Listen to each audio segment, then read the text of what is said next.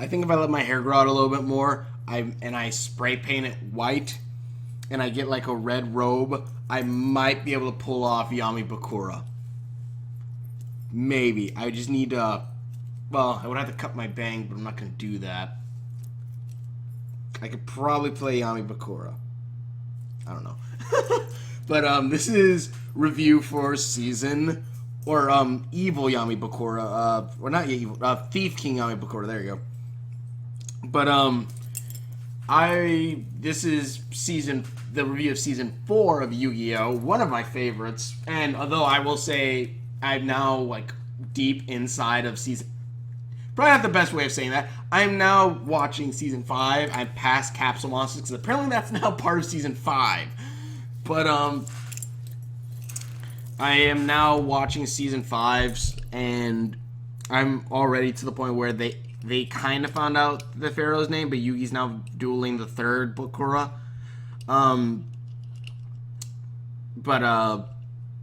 Yeah, it's season 4. I'll say is one of my favorite seasons, and I'll say one.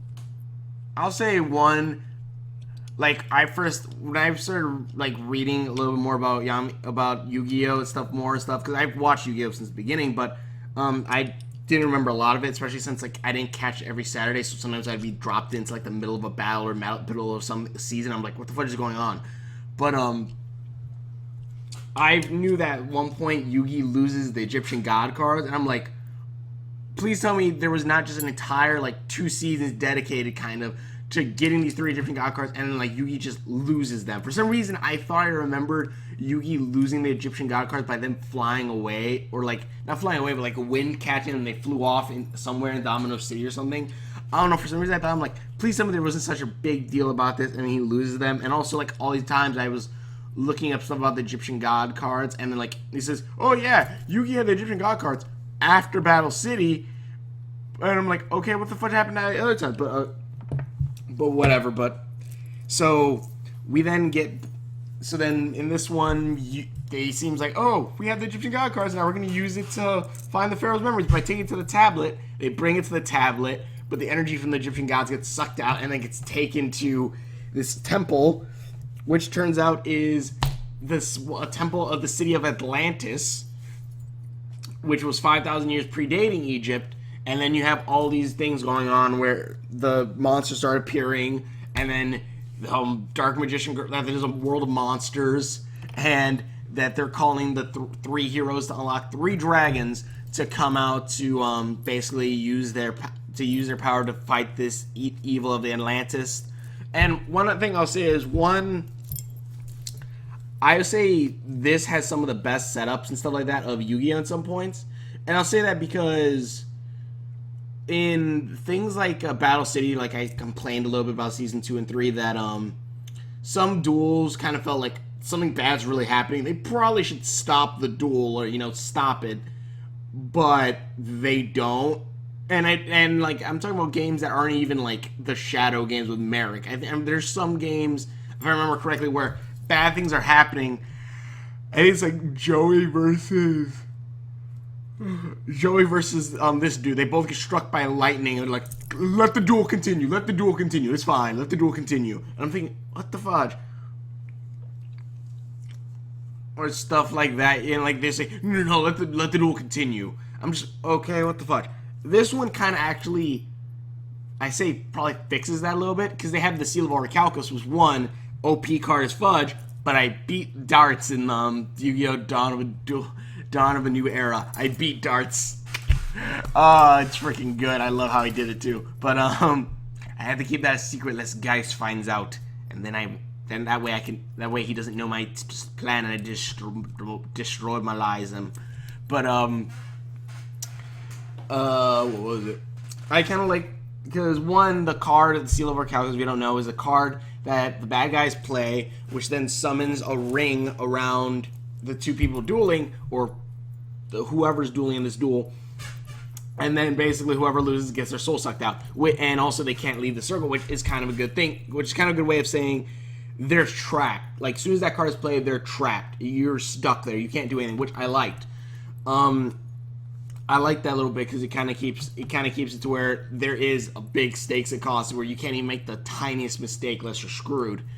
And that was pretty cool. I also like the whole thing about 10,000. Like, they kind of show the dual monsters actually kind of have their own world, and also that these monsters are 10,000 years that have been around even longer than from ancient Egypt, because apparently not people. I guess not a lot of people like the Waking Dragons. I think from what I've seen from Yugioh Bridge and stuff, but and from like what I've heard a little bit about, but apparently not a lot of people liked it. I'd say it's one of the best seasons. I like the season 5 probably a little bit more. At least I like season 5 when it gets to Yami Bakura and Yami Yugi in the past. I really like that. I really do. I just love that. I love those duels during there, to the point where they kind of showed Bakura versus Yugi, which I haven't finished that episode yet, but I'm kind of watching like, oh, we have to go back to the dual card monsters, really?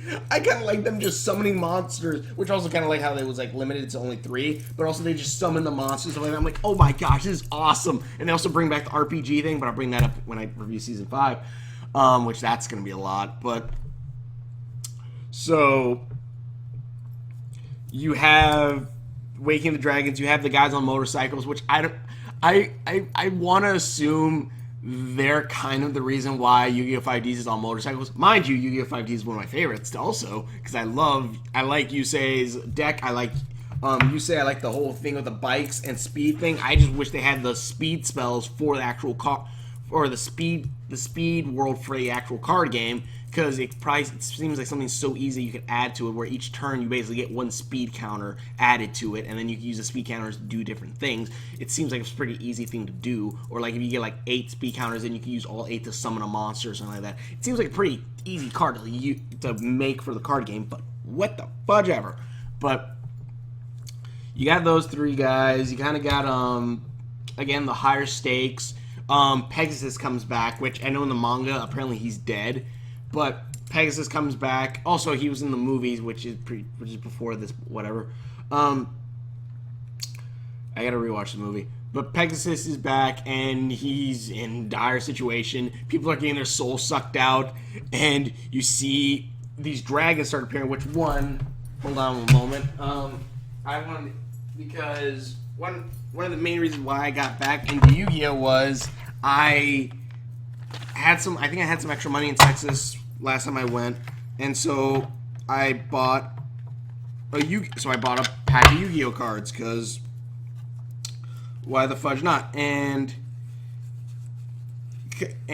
I buy Yu-Gi-Oh cards every once in a while. That's kind of how I got them. Stardust Dragon. I actually got it in a Yu-Gi-Oh pack. I'm like, that's freaking awesome. I actually got Stardust Spark Dragon also. But I opened a card. I opened one of the packs, and I got this. The Claw of Hermas, which I'm like, holy crap, it's one of those legendary monsters that I don't really remember what he does, but it's freaking cool. Which also, without the other cards, he's kind of like, kind of useless, I guess, kind of, because if you don't have the other cards to back it up, to use the fusion abilities with. But luckily, going through the pack, which I'm going to start probably buying a few more packs, I was able to get Red Eyes Black Dragon Sword. I want to get the hammer. But, yeah, Red Eyes Black Dragon Sword. I'm like, okay, good. I have something that I can use Hermas with. But, also I got my own Dark Magician. But, I kind of started doing that. And this season I really like, because one, like how that's a spell card or whatever. I'm like, well, that's pretty cool. I forgot, like, if really what they kind of did. But then watching the series, it's actually pretty cool seeing that these monsters, even like, you have so much like cards like the Egyptian gods where, you need 3 cards of tribute to summon a monster, or you have other super strong monsters that you need to summon, XYZ summon, stuff like that. I kind of like how the special abilities, even though in the anime they're considered monsters, but the special ability of the cards like Hermas, Timaeus, and Critias, I kind of like how they are basically spell cards and magic cards.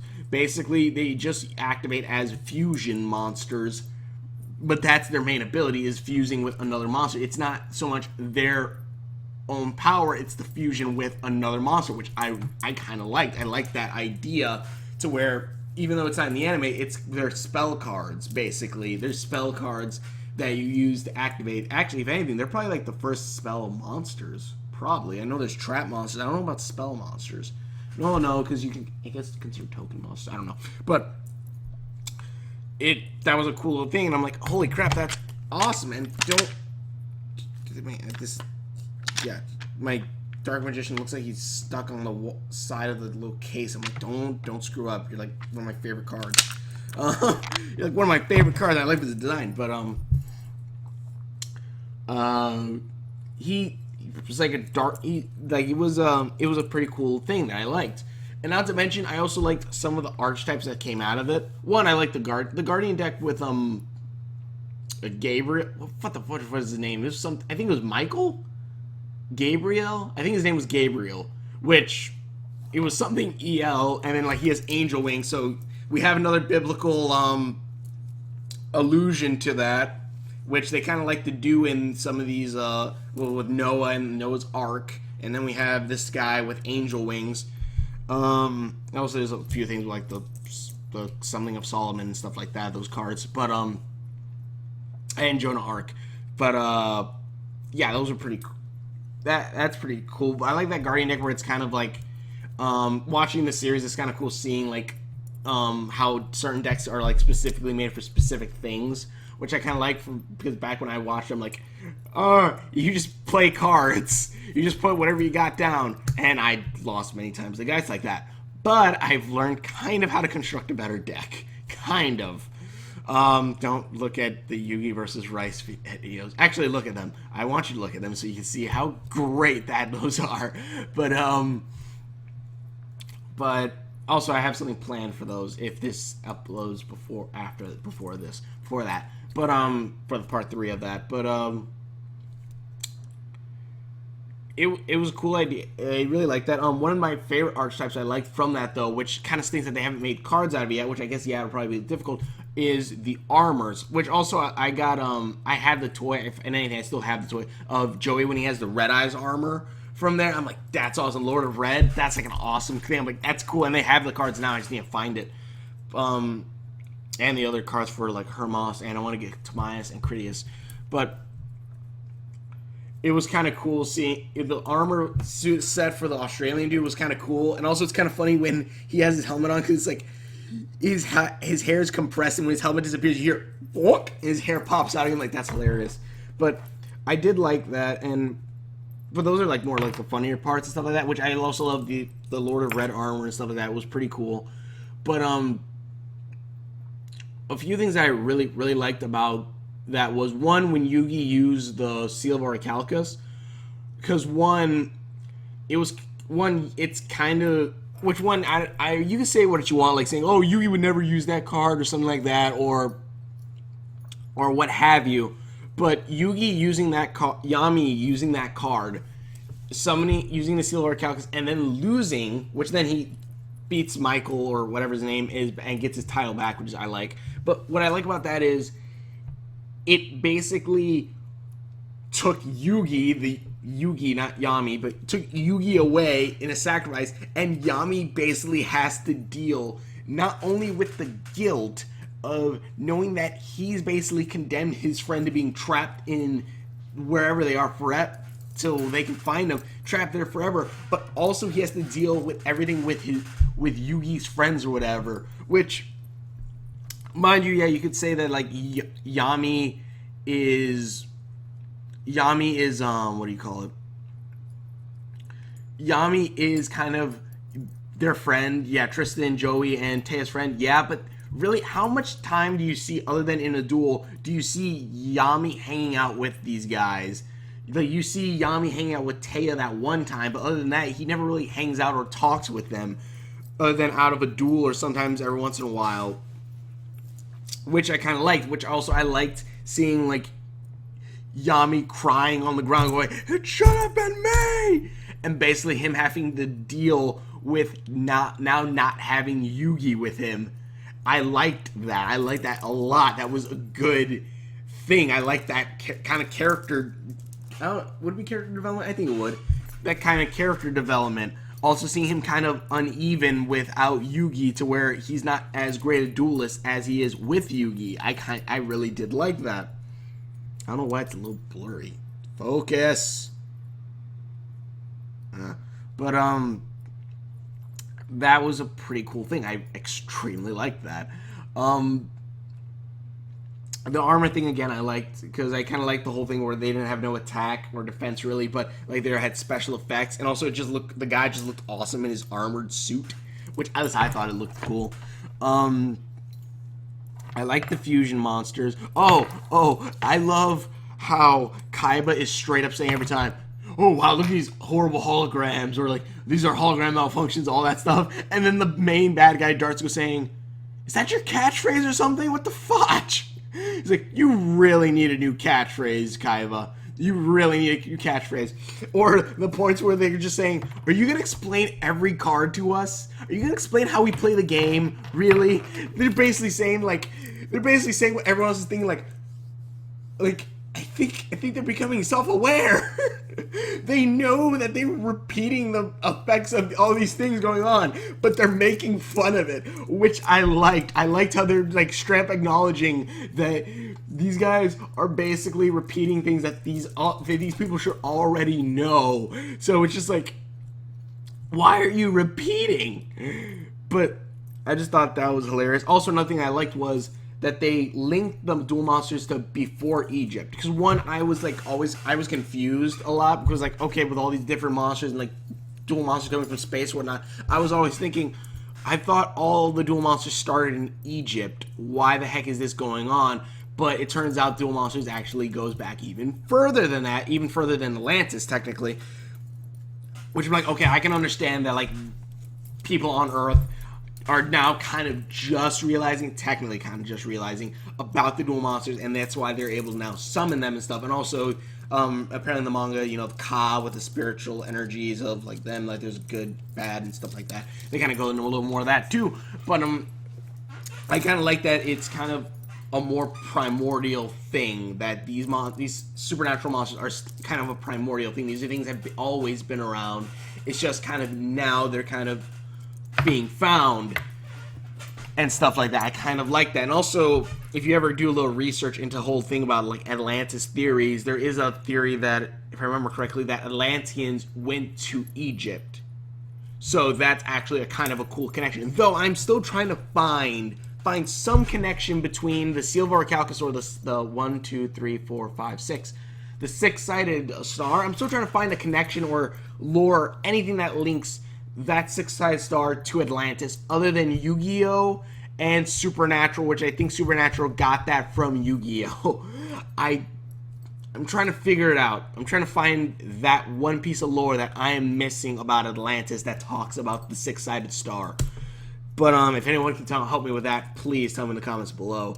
But I like that. I also like that I now kind of know a little bit about Enochian. So when I looked at the Seal of Orichalcus, the symbols all around the circle, I'm like, oh look, that's actually Enochian. Which I looked it up and it says that, yeah, that's actually Enochian, that they just wrote Orichalcus around on Enochian, which I'm like, okay, cool. But I just really liked this season because of the whole drama with Yami losing Yugi and having to deal with that. And the dragons were awesome. I kind of like them summoning the knights at one point.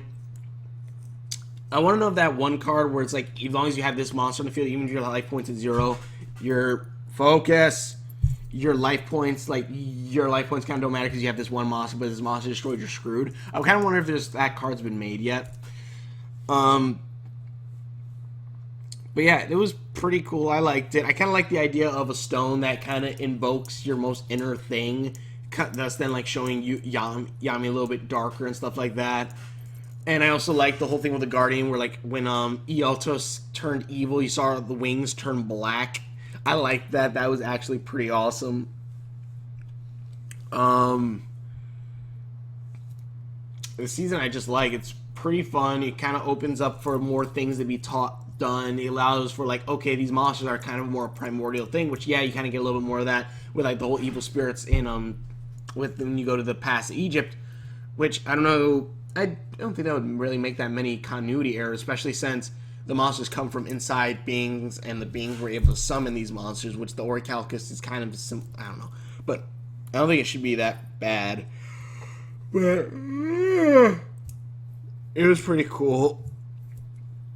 It's really, I like it. It's kind of self-aware at some points. Kaiba kind of gets whole ridiculous, but like these are all holograms, and then they kind of make fun of him because of that, which is just funny. Like, how long is it gonna take you to realize all this is magic? Really, Kaiba? Really? Like, they're just straight up saying like, Kaiba, you're just a dang denier at this point. You're just denying just to deny.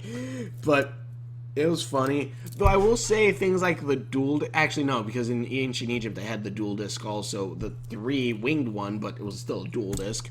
Also, I liked how... I'll bring up Season 5 when I get to that one. But it was a cool... It's...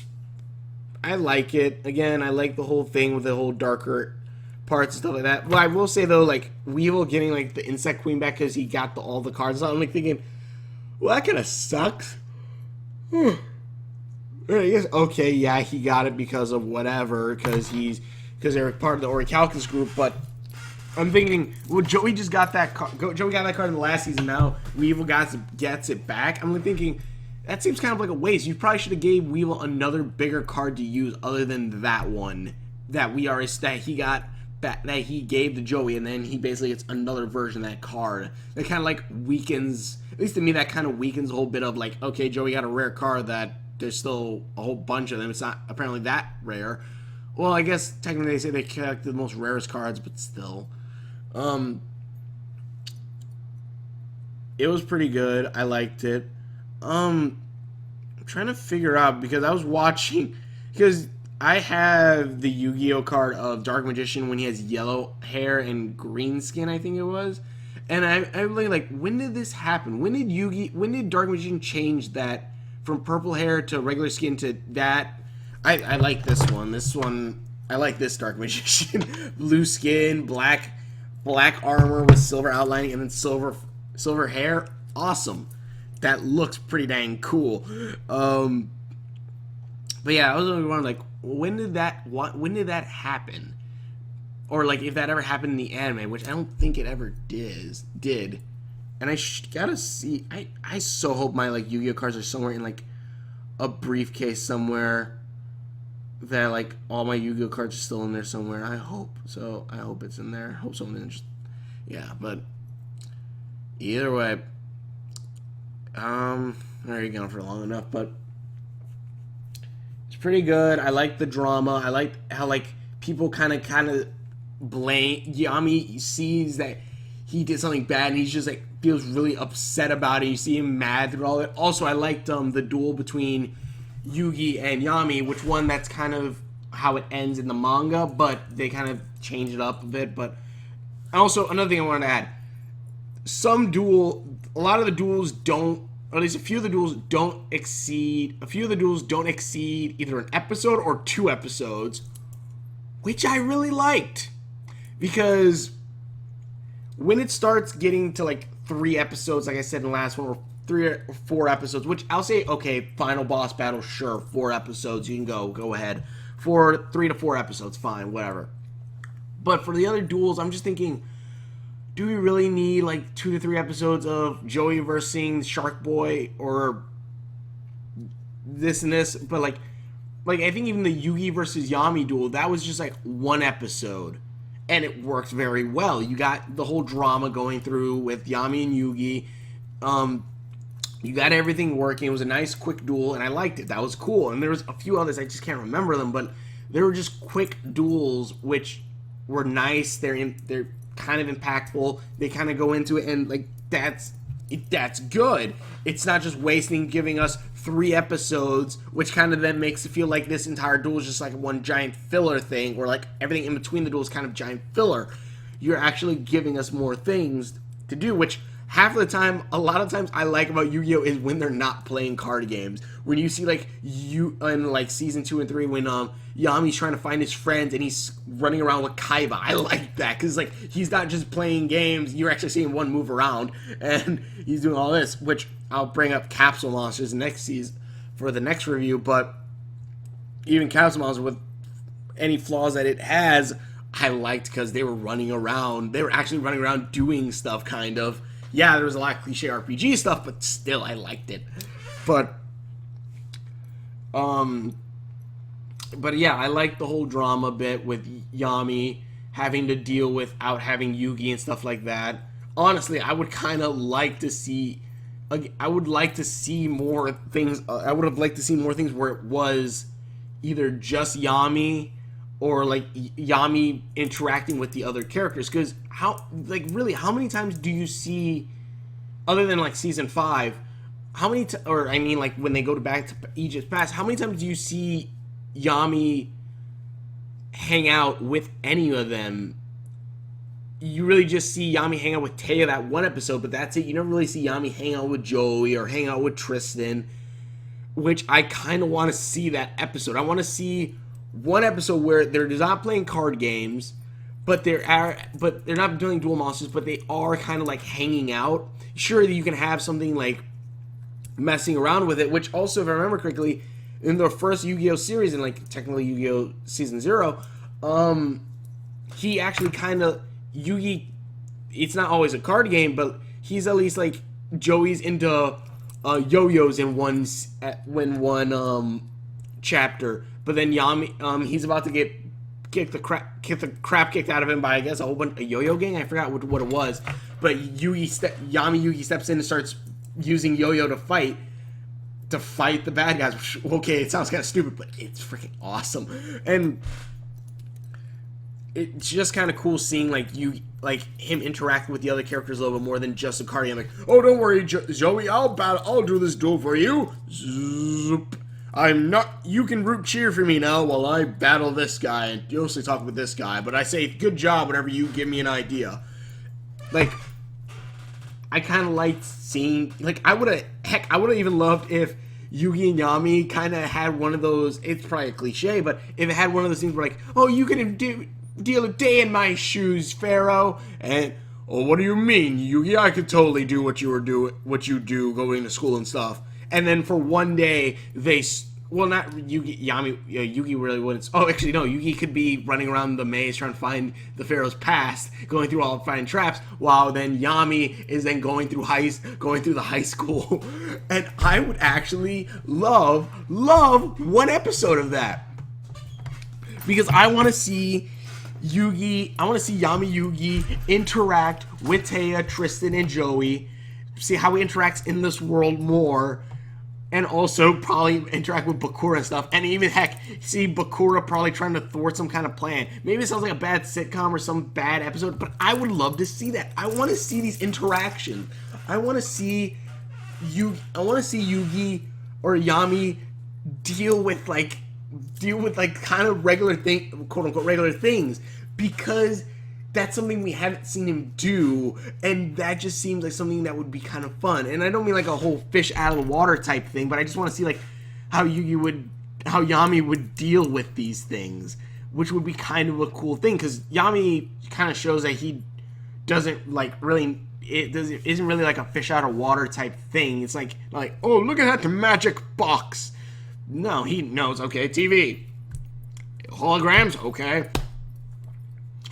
like he doesn't do the whole fish out of water thing. He knows what things are, which, okay, that's pretty freaking awesome. And I would love to see that. And like you can go back and forth to things happening outside of the puzzle where Yami's just like, what the fuck do I do? Well, inside the puzzle, Yugi's running around getting chased by, I don't know, demons and monsters and crap. But yeah, I would love to see that episode.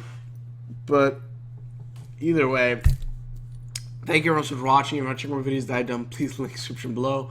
I like the season. It's fun. Again, it has some of the best battles with the short things. I kind of liked the whole backstory with Atlantis and stuff like that, especially since the whole connection with Atlantis and mythologies were like Atlantis. Apparently, some people from Atlantis went to Egypt, which that kind of helps with the whole Egyptian thing, so it kind of stays somewhat in continuity still.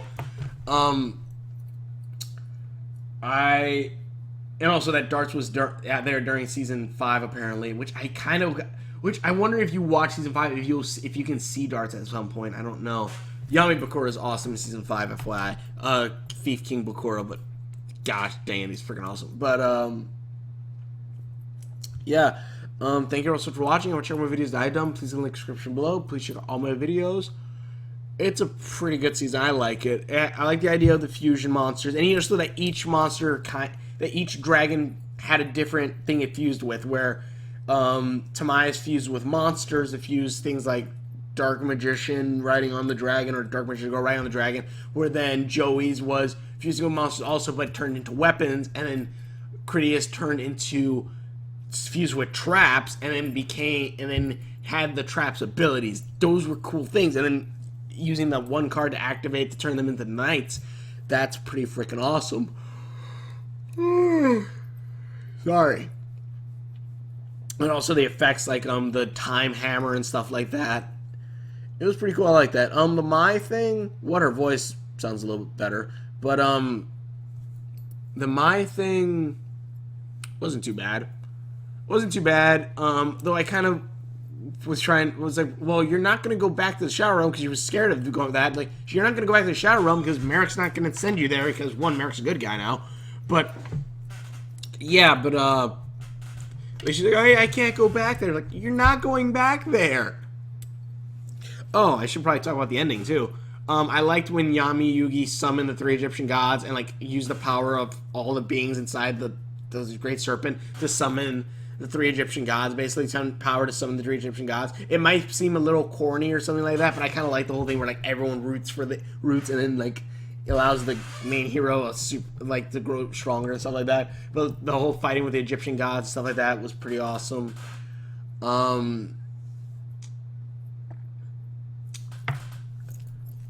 That the 3 dragons are kind of the guardians of the monster world. And also, apparently, the Atlantean group or whatever will reappear again in GX or something like that. But, pretty fun. Thank you also for watching. If you want to check out my videos that I've done, please click the description below. Please check out all my videos. Fun season. I really like it. Probably one of my favorites, except for probably the last one. Except for probably Season 5, which, one thing I love about Season 5, or at least, what is it? The Dawn of the Duel. There's a lot of interactions. Yes, you have battles, but the battles are not really all life points and stuff like that. No, they summon monsters to fight each other, and it's kind of more fluid. It's not just like, okay, my turn, your turn, my turn, your turn. Life points going down. 3 days later. No, you actually have a lot of like interactions and characters meeting each other, talking and fighting and stuff like that. I like that, especially Yami Bakura, and also showing a little bit more magic that apparently the Millennium Ring can turn Yami Bakura invisible, which for some reason reminded me a lot of it of Jack from Jak and Daxter when he turns dark in Jak 3 and then is able to turn invisible. Which one, if you get the cheats, if you unlock the secrets and get unlimited dark eco and then be able to use that invisibility on command, it is fun. Not to mention when you get infinite light eco and you have the time ability. Yeah, you can't freeze time forever, but it helps a lot when you're trying to find those little orb eggs. Just freeze time and run and find the orb egg if you can find it. And that's just an awesome little thing. I loved Jak and Daxter, and I honestly was watching this like, crap, I kind of want to play some Jak and Daxter from watching Season 5 of Yu-Gi-Oh! I'm not done with it yet, but still. But either way, thank you so much for watching. I'll check my videos that I've done. Please link in the description below. Please check out all my videos. Thank you so much for watching, and we will see you later.